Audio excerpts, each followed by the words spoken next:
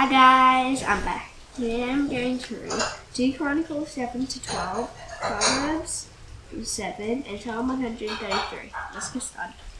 As soon as Solomon finished his prayer, fire came down from heaven and consumed the burnt offering and sacrifices, and the glory of the Lord filled the temple. And the priests could not enter the house of the Lord, because the glory of the Lord filled the Lord's house. When all the people of Israel saw the fire come down, and the glory of the Lord on the temple, they all bowed down and set faces to the ground and on the pavement and worshipped and gave thanks to the Lord, saying, For he is good, for his steadfast love endures forever. And the king and all the people offered sacrifice before the Lord. King Solomon offered as a sacrifice 22,000 oxen and 120,000 sheep. So the king and all the people dedicated to the house of God. The priests stood at the posts. The Levites also with their instruments for music to the Lord that King David had made for giving thanks to the Lord. For his steadfast love endures forever. Whenever David offered praises by the ministry, opposite them the priests sounded trumpets, and all Israel stood. Then Solomon consecrated the middle of the court that was before the house of the Lord. So there he offered the burnt offering and the fat of the peace offering, because the bronze altar Solomon had made could not hold the burnt offering, and the grain offering and the fat. At that time Solomon held the feast for 7 days, and all Israel with him, a very great assembly, from the Lever hammers to the brook of Egypt. And on the 8th day they held a solemn assembly, for they had kept the dedication of the altar 7 days, and the feast 7 days. On the 23rd day of the 7th month he sent the people away to their homes, joyful and glad of heart for the prosperity that the Lord had granted to David and to Solomon and to Israel his people. And Solomon finished the house of the Lord and the king's house. All that Solomon had planned to do in the house of the Lord and in his own house he successfully accomplished. Then the Lord's word appeared to Solomon in the night and said to him, I have heard your prayer and have chosen this place for myself as a house of sacrifice. When I shut out the heavens so that there is no rain, or command the locusts to devour the land, or send pestilence among my people, if my people who are called my name humble themselves and pray and seek my face,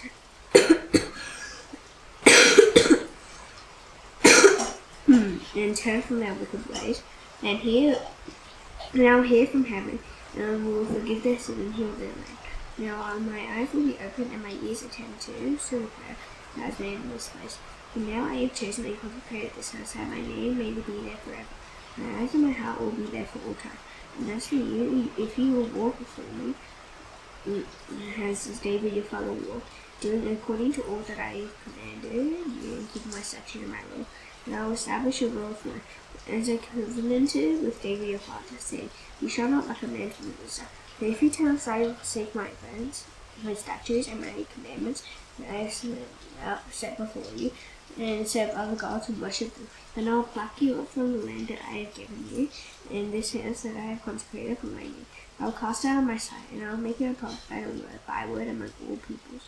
And at this house which was exalted, everyone passing by will be astonished and say, Why has the Lord done to us to this land and to this house? And they will say, Because they abandoned the Lord, the God of their father, and brought them out of the land of Egypt, and laid hold on other gods, and worshipped them, and served them. Therefore he has brought all this disaster on them. At the end of 20 years, in which Solomon had built the house of the Lord, and his own house, Solomon rebuilt the cities that Hiram had given to, and settled the people of Israel in them. When Solomon went to Hamath and took it, he built Tadmor in the wilderness, and all the store cities that he built in Hamath. He also built Upper Bethhoron and Lower Bethhoron, fortified cities with walls, gates, and bars, and Baalath, and all the store cities that Solomon had, and all the cities for his chariots, and the cities for his horsemen, and whatever Solomon desired to build in Jerusalem, in Lebanon, and in all the land of his dominion.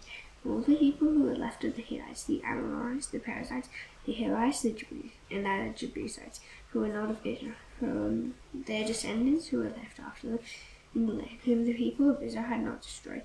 These Solomon drafted as forced labor, and so they are to this day. For of the people of Israel, Solomon made no slaves for his work.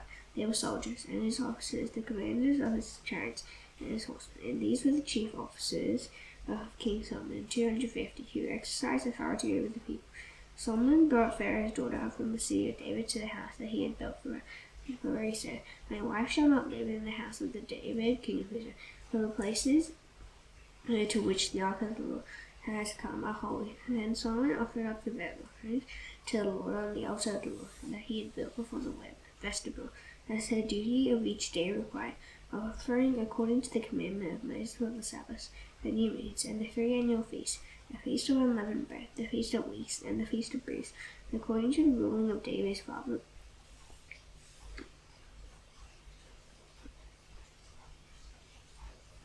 He appointed the divisions of the priests for the Sabbath. And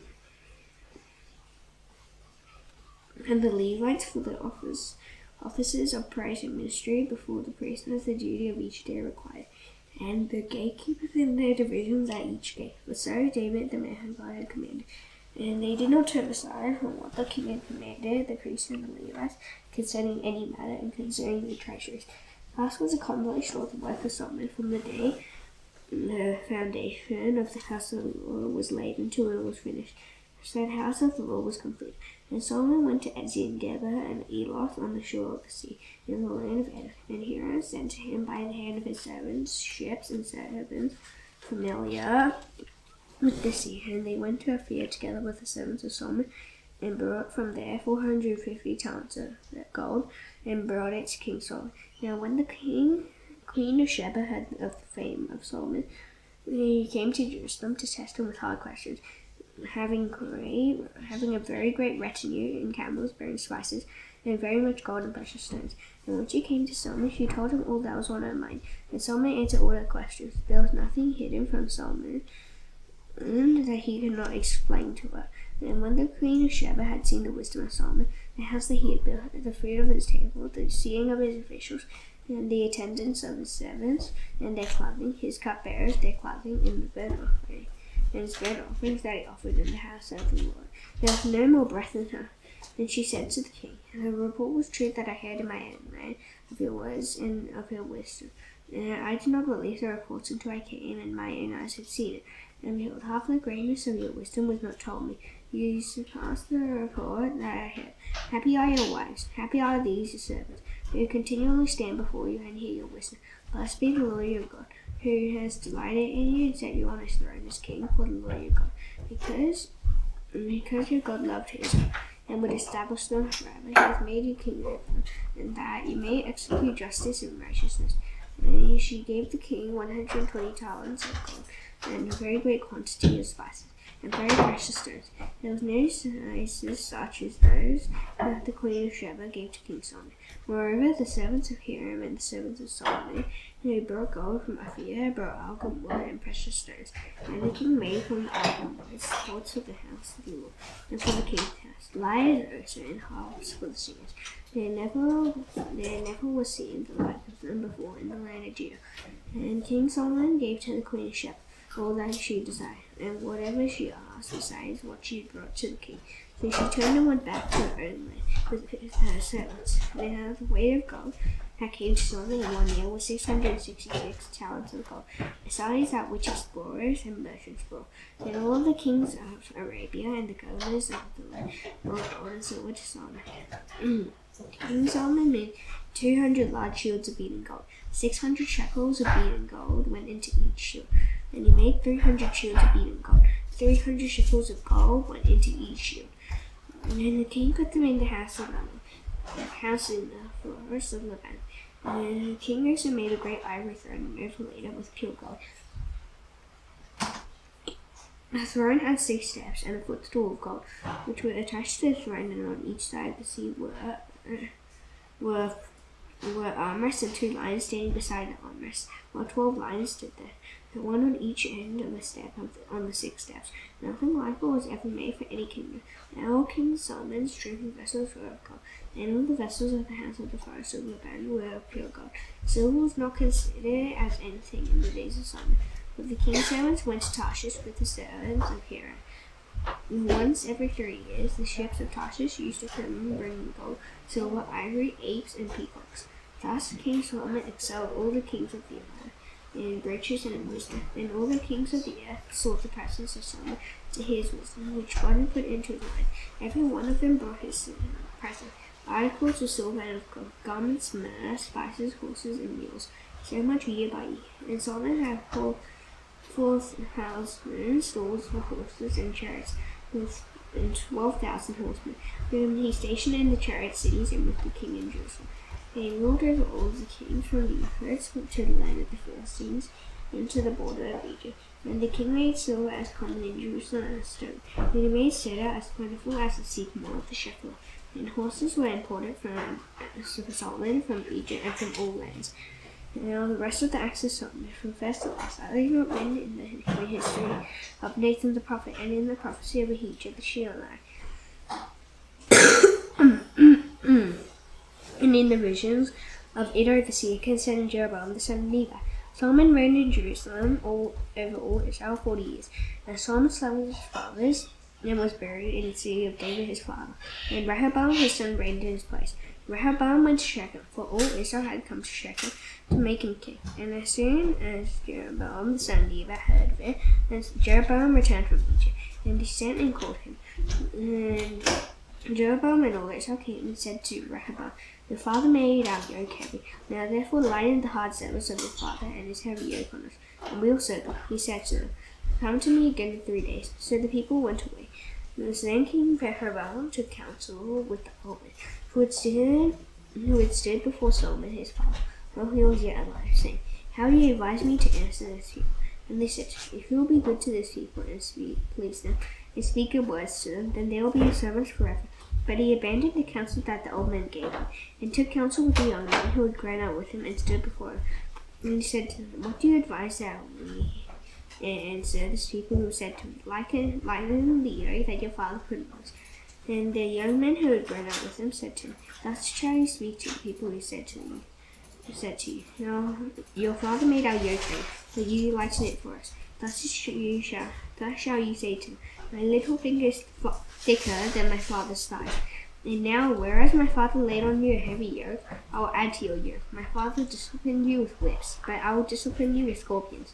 So Jeroboam and all the people came to Rehoboam the third day. As the king said, "Come to me again the third day." And the king answered them harshly, and forsaking the counsel of the old men, King Rehoboam spoke to them according to the counsel of the young men, saying, "My father made your yoke heavy, but I will add to it. My father disciplined you with whips, but I will discipline you with scorpions." So the king did not listen to the people, for it was a turn of affairs brought about by God, as the Lord might fulfill his word, which he spoke by Ahijah the Shilonite to Jeroboam the son of Nebat. And when all Israel saw that the king did not listen to them, the people answered the king, "What portion have we in David? We have no inheritance in the son of Jesse. Each of you to your tents, O Israel. Look down to your own house, David." So all Israel went to their tents, but Rehoboam reigned over the people of Israel, who lived in the cities of Judah. King Rehoboam sent Hadoram, who was taskmaster over the forced labor, and the people of Israel stoned him to death with stones. Then King Rehoboam quickly mounted his chariot to flee to Jerusalem. So Israel has been in rebellion against the house of David to this day. When King Rehoboam came to Jerusalem, he assembled the house of Judah and Benjamin, 180,000 chosen warriors, to fight against Israel, to restore the kingdom to Rehoboam. The word of the Lord came to Shemaiah, the man of God. "Say to Rehoboam, the son of Solomon, king of Judah, and to all Israel and Judah and Benjamin, thus says the Lord, you shall not go out or fight against your relatives. Return every man to his home, for this thing is from me." So they listened to the word of the Lord, and returned and did not go against Jeroboam. Rehoboam lived in Jerusalem. And he built cities for defense in Judah. He built Bethlehem, Etam, Tekoa, Beser, Socoh, Adullam, Gath, Mesha, Ziph, Adoram, Lachish, Azekah, Zorah, Aijalon, and Hebron, fortified cities that are in Judah and in Benjamin. He made the fortresses strong, and he put commanders in them, and stores of food, oil, and wine. And he put shields and spears in all the cities, and made them very strong. So he held Judah and Benjamin. And the priests and the Levites, who were in all Israel, presented themselves to him from all places where they lived. For the Levites left their common lands and their holdings, and came to Judah and Jerusalem, because Jeroboam and his sons cast them out for himself as priests of the Lord.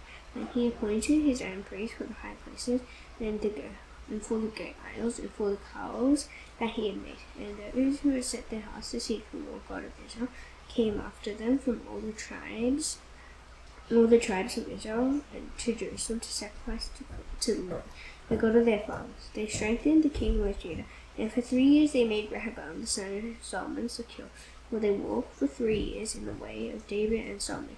And Rehoboam took wife as Mahalath, the daughter of Jeremoth, son of David, and of Abihail, the daughter of Eliab, son of Jesse. And she bore him sons, Jush, Shemari, and Zahab. After he had her, he took Maacah, the daughter of Absalom. He bore him Abijah, Attai, Ziza, and Shelomith. Rehoboam loved Maacah, the daughter of Absalom, above all his wives and concubines. And Rehoboam appointed Abijah, the son of Maacah, as chief priest among his brothers, for he intended to make him king. And he dealt wisely and distributed some of his sons through all the districts of Judah and Benjamin, and in all the fortified cities. And he gave them abundant provisions and procured wives for them. When the rule of Rehoboam was established and he was strong, he abandoned the law of the Lord, and all Israel with him. In the 5th year of King Rehoboam, because they had been unfaithful to the Lord, Shishak, king of Egypt, came up against Jerusalem with 1,200 chariots and 60,000 horsemen. And the people were without number who came with him from Egypt, Libyans, Sukkim, and Ethiopians. And he took the fortified cities of Judah and came as far as Jerusalem. Then Shemaiah the prophet came to Rehoboam and to the princes of Judah, who had gathered at Jerusalem because of Shishak, and said to him, Thus says the Lord, you abandoned me, so I have abandoned you to the hand of Shishak. And then the princes of Israel and the king humbled themselves and said, The Lord is righteous. And the Lord saw that they humbled themselves.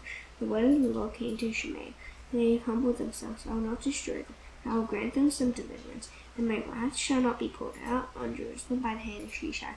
Nevertheless, we shall be servants to him, that they may know my service and the service of the kingdoms of the country. So Shishak, king of Egypt, came up against Jerusalem. He took away the treasures of the house of the Lord, and the treasures of the king's house.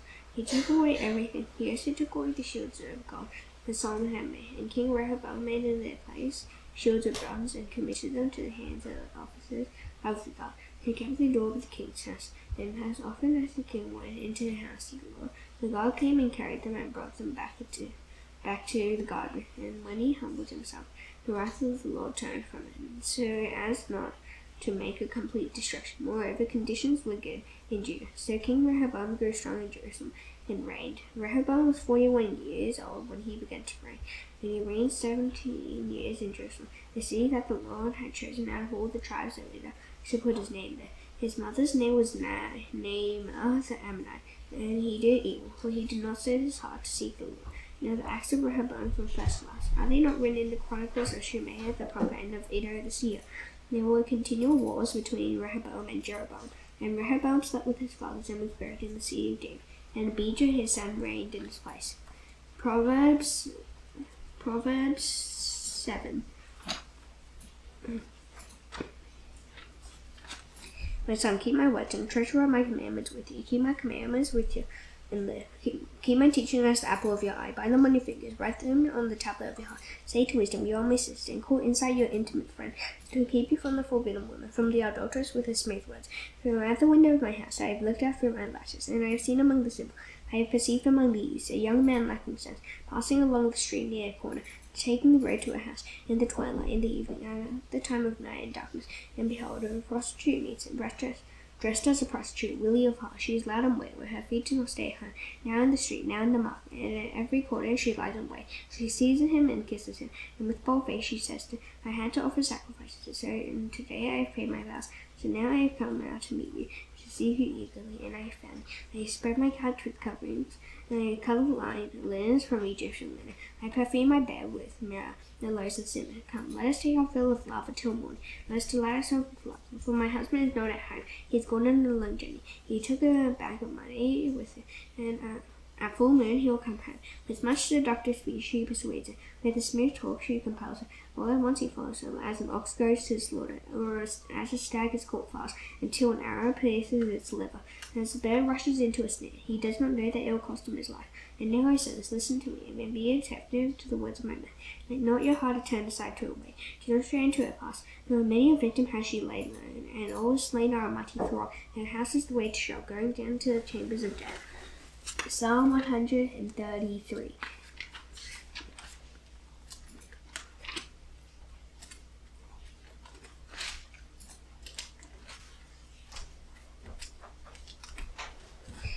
Behold, how good and pleasant is it when brothers dwell in unity. It is like the precious oil on the head, running down on the beard of Aaron, running down on the collar of his robes. It is like the dew of Hermon, which falls on the mountains of Zion. For there the Lord has commanded his blessing, life forevermore.